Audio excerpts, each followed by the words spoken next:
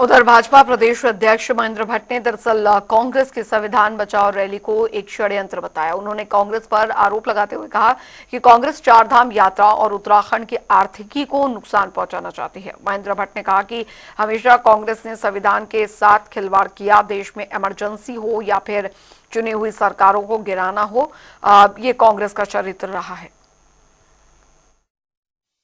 आज देश के प्रधानमंत्री मोदी जी के नेतृत्व में भारत तीव्र गति से विकसित राष्ट्र की दिशा में एकजुटता से बढ़ रहा है। वहीं अपने नकारात्मक रुख के चलते कांग्रेस पार्टी और उनके सहयोगी पार्टियों को अपना राजनीतिक भविष्य चुनने की तरफ खिसकता नजर आ रहा है। यही वजह है कि वे हताशा निराशा में लगातार देश में भ्रम एवं झूठ फैलाने की राजनीति को आगे बढ़ा रहे हैं। कांग्रेस पार्टी की प्रस्तावित संविधान बचाओ यात्रा भी देश समाज को भड़काना, अराजकता माहौल पैदा करना, जनता के आत्मविश्वास को कमजोर करने की इसी साजिश का हिस्सा है। वहीं आपको बता दें कि बीजेपी प्रदेश अध्यक्ष महेंद्र भट्ट ने कांग्रेस से अपनी संविधान बचाओ रैली को तुरंत रोकने के लिए कहा है।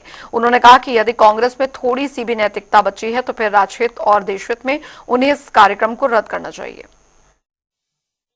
यात्रा श्री गणेश हो रहा है और कांग्रेस ने इस दिन को अपने आंदोलन के लिए चुना है, तो मैं कह सकता हूं कांग्रेस उत्तराखंड की आर्थिकी को प्रभावित करना चाहती है। चारधाम यात्रा प्रभावित हो, इस प्रकार कुछ चक्र कांग्रेस ने प्रारंभ कर दिया है।